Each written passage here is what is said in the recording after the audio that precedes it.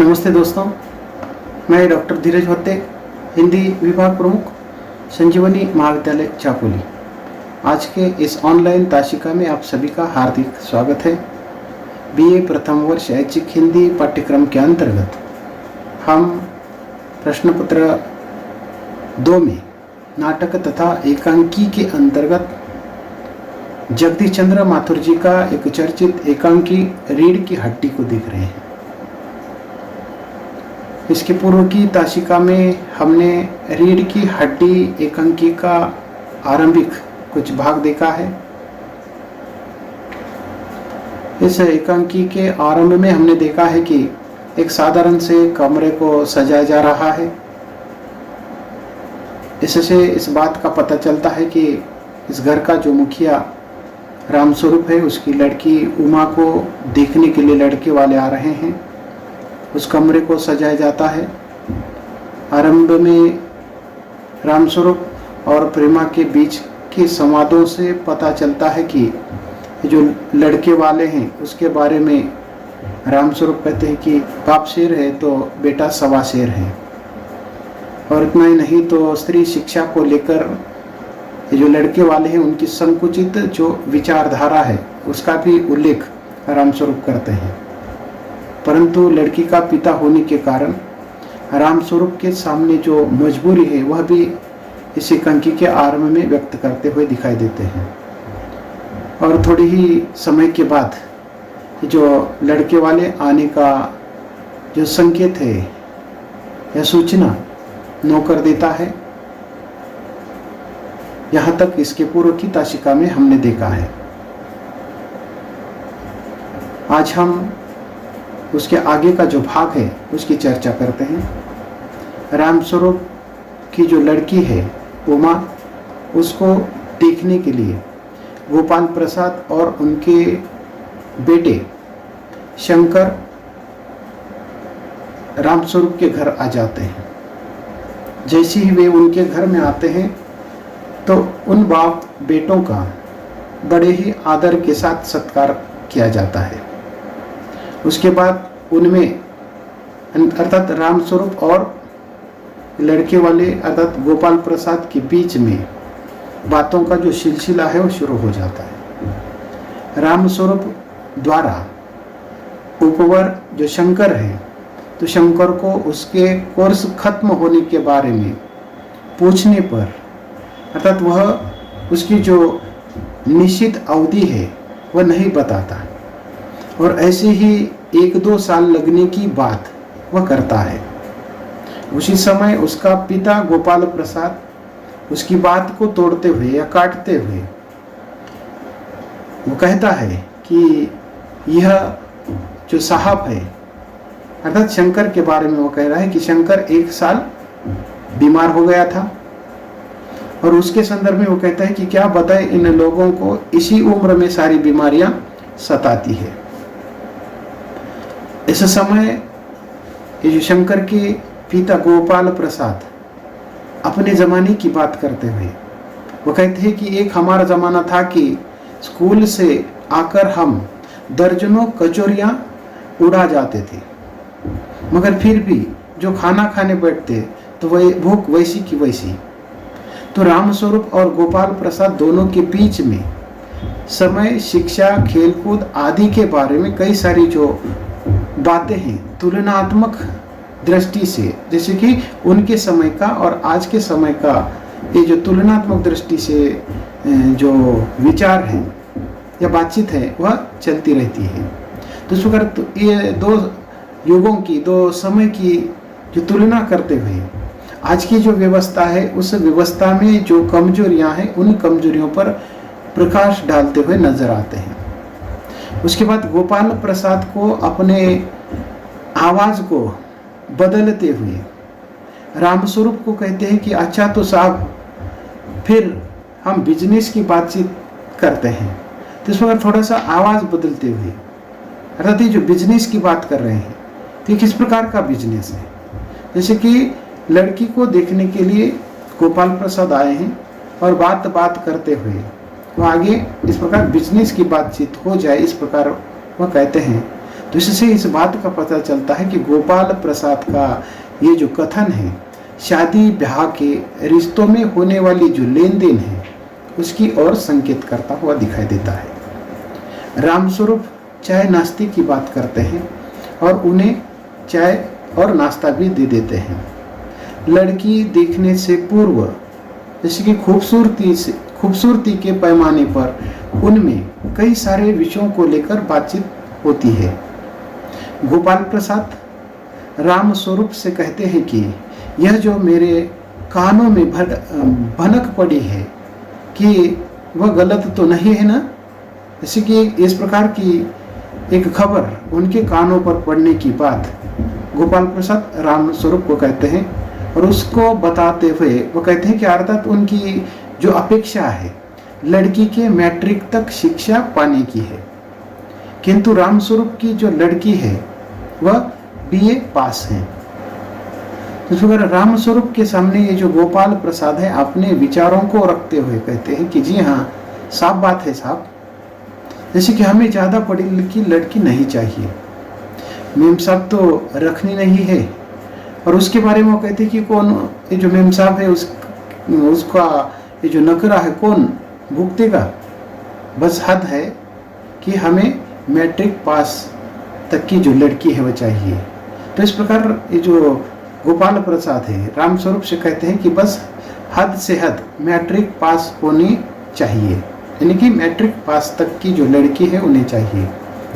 उनका ये जो विचार है, उनकी ये जो सोच है वह परंपरावादी सोच हमें देखने को मिलती है।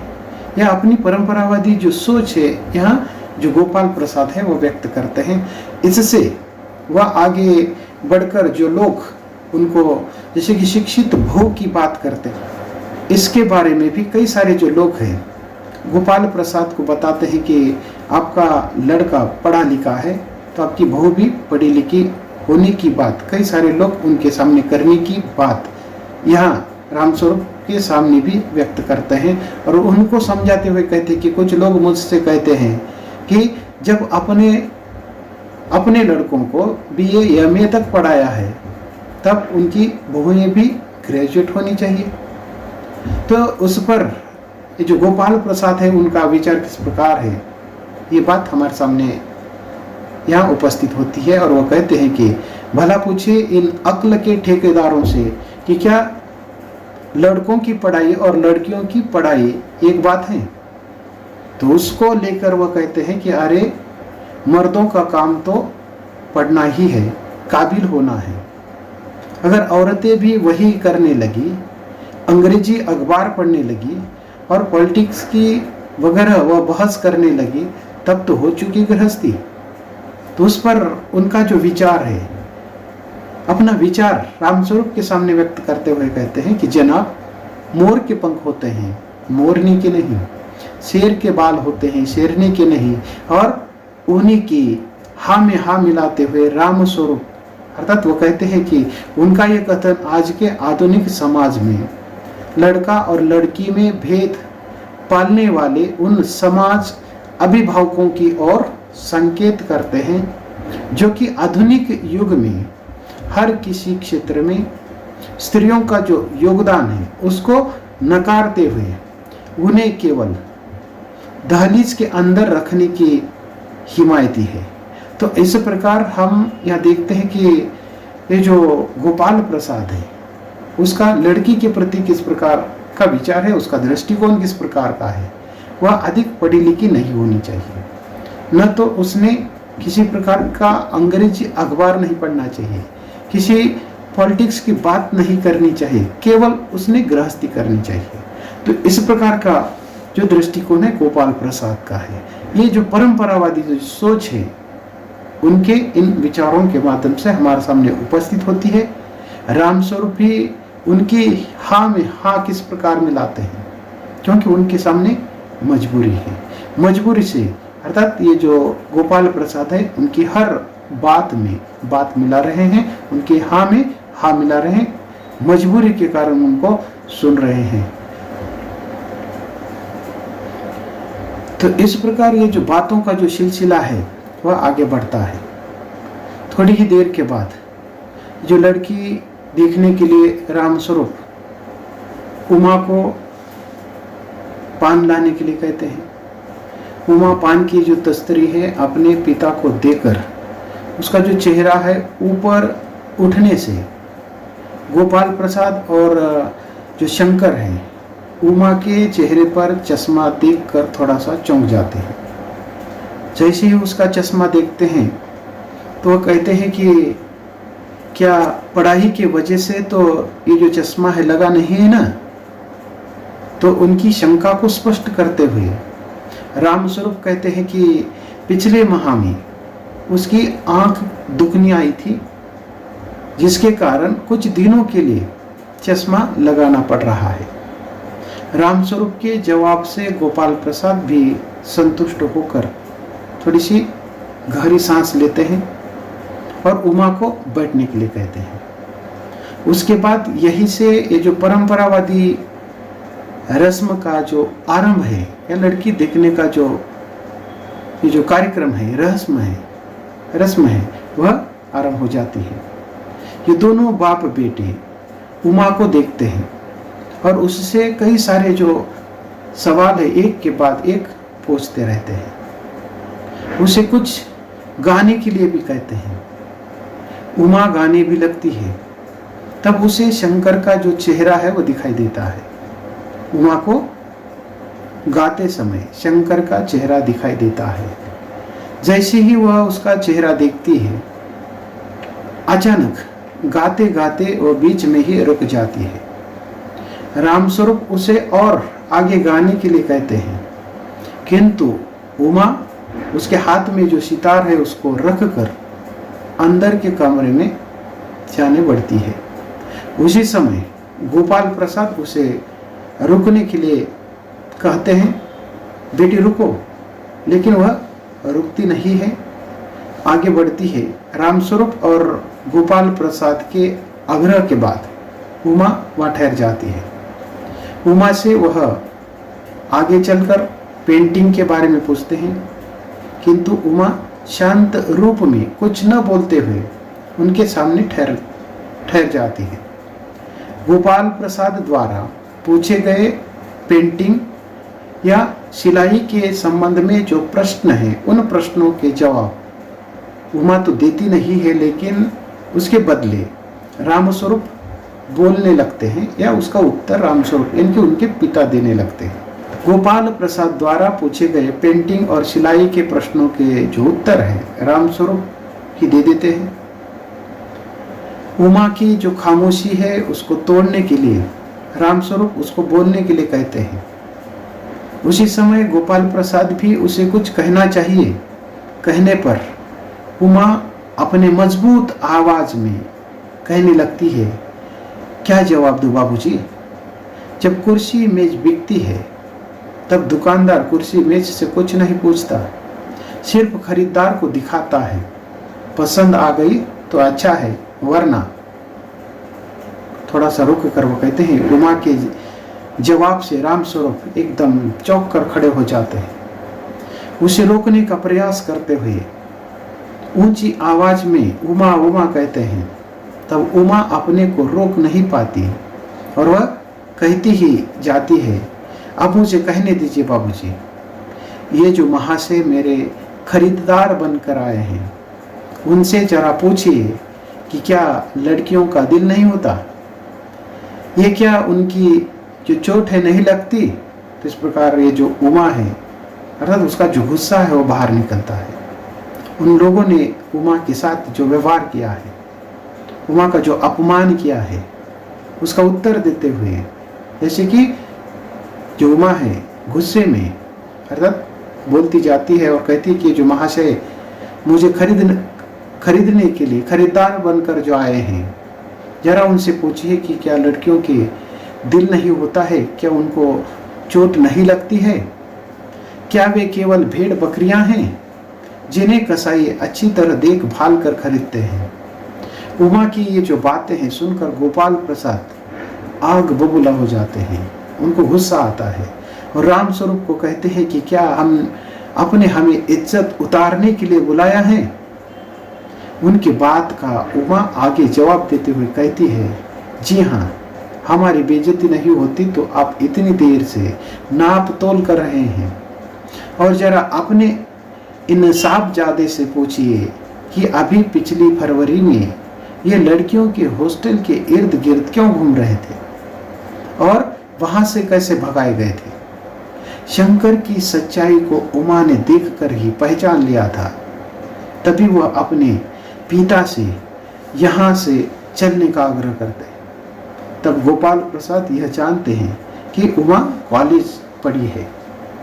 तो इस प्रकार इस बात का पता चलता है, ये जो उमा है, उमा अपना गुस्सा उतार रही है। इतना ही नहीं तो उमा ये जो साहबजादे जो लड़का है, तो उनसे एक बात पूछने के लिए कहती है कि पिछली फरवरी में ये लड़कियों के हॉस्टल के इर्द गिर्द क्यों घूम रहे थे, अर्थात वहां से उनको कैसे भगाया गया है।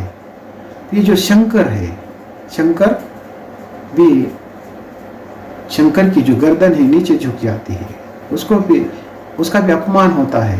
और ये जो सच्चाई है जानने के कारण, ये उमा जो सच कह रही है उसको जानने से अपने पिता को, गोपाल प्रसाद को कहता है कि चलो यहाँ से निकल जाएंगे। तो इस प्रकार इस बात से गोपाल प्रसाद को भी पता चलता है कि उमा कॉलेज पढ़ी है।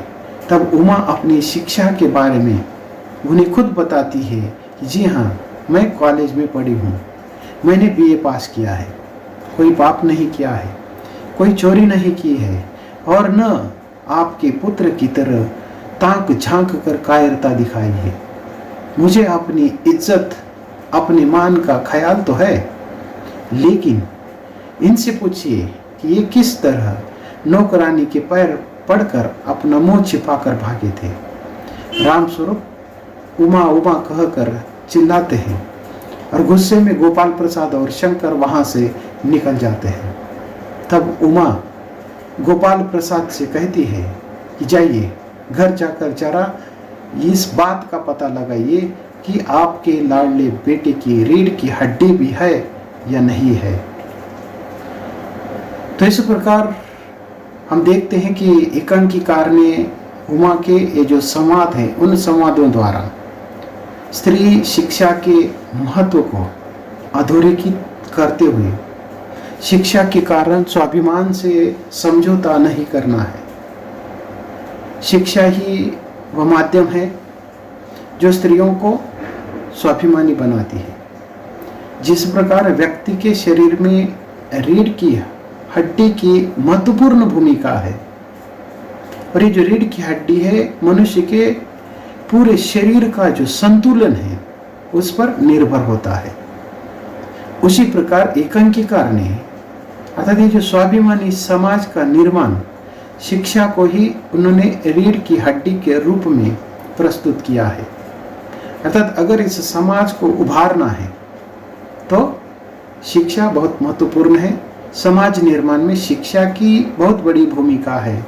वह जिस प्रकार मनुष्य के शरीर में रीढ़ की हड्डी होती है, अर्थात उस रीढ़ की हड्डी पर ही शरीर का संतुलन निर्भर होता है, उसी प्रकार समाज के संतुलन के लिए ये जो शिक्षा रूपी रीढ़ की हड्डी की आवश्यकता है। तो इस प्रकार की जो बात है एकांकीकार जगदीश चंद्र माथुर जी ने इस एकांकी के माध्यम से कही है। इतना ही नहीं तो उमा के संवादों के माध्यम से इस बात का भी पता चलता है कि स्त्री विमर्श की दृष्टि से ये जो उमा के जो विचार है बहुत ही महत्वपूर्ण है। साथ ही स्त्री शिक्षा का विरोध करने वाले और स्त्री की मर्यादाओं की जो दुहाई देने वाला जो समाज है, उस समाज को ये एकांकी आईना दिखाने का काम करती है।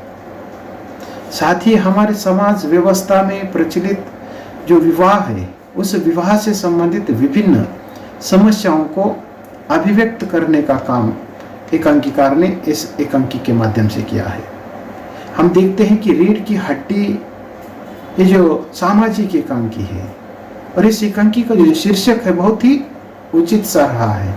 इस एकांकी में लेखक ने समाज के रूढ़ियों पर प्रहार किया है, विशेषकर विवाह पूर्व जो दिखाई रस्म है उस पर उन्होंने प्रहार किया है।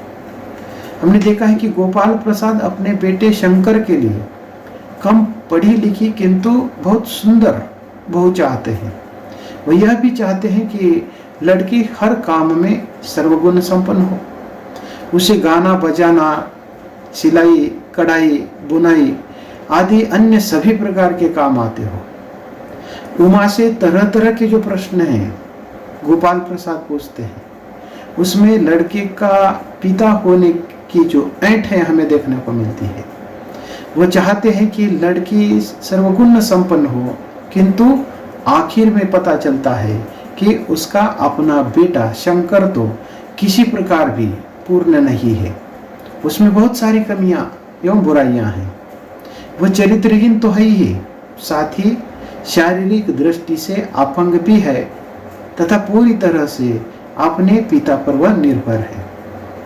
वह ठीक प्रकार से खड़ा नहीं हो पाता क्योंकि उसकी रीढ़ की हड्डी ही नहीं है। इस प्रकार इस एकांकी का जो शीर्षक है रीढ़ की हड्डी बहुत ही उचित लगता है। तो इस प्रकार रीढ़ की हड्डी का अर्थ क्या है? तो चरित्र है, चरित्र का निर्माण करना है, अपने पैरों पर खड़ा होना है।